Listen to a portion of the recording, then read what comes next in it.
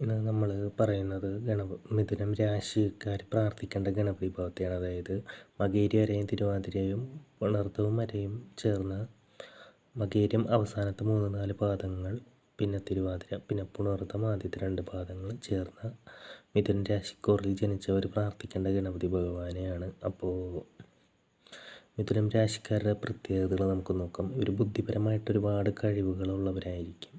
ഇവർക്ക് പല കാര്യങ്ങളും മാനസികമായിട്ടും ബുദ്ധിപരമായിട്ടും ഒരുപാട് കഴിവുകളും പ്രശ്നങ്ങളെ പരിഹരിക്കാനുള്ള കഴിവുകളും നല്ല രീതിയിൽ ചെറിയ പ്രായം തന്നെ ഇവർക്ക് കലാപരമായിട്ടുള്ള എന്തെങ്കിലും ചെറിയ രീതിയിലുള്ള കഴിവുകളോ വാസനകളോ ഉണ്ടാകുന്നത് സാധാരണമാണ്. അപ്പോൾ ഇവർക്ക് പതിവായിട്ട് കൺദൃഷ്ടി ഏൽക്കാനുള്ള സാധ്യതയുണ്ട്. ദൃഷ്ടിദോഷം, കണ്ണേറ്, നാവേറ് മുതലായ ദോഷങ്ങൾ ഏൽക്കാനുള്ളൊരു സാധ്യതയുള്ള ആൾക്കാരാണ് മിഥുനം രാശിക്കാർ.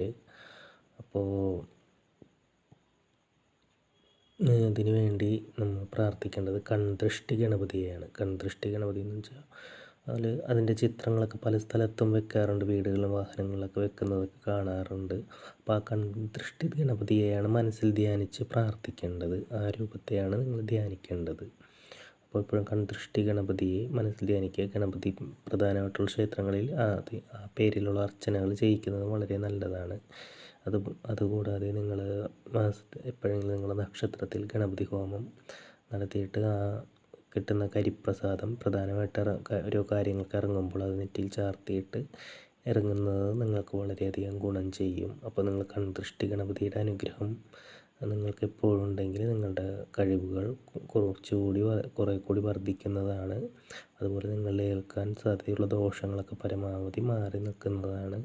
നിങ്ങൾക്ക് തന്നെ അനുഭവിക്കാൻ കഴിയും. നിങ്ങൾ ഭഗവാനെ നന്നായിട്ട് പ്രാർത്ഥിക്കുക.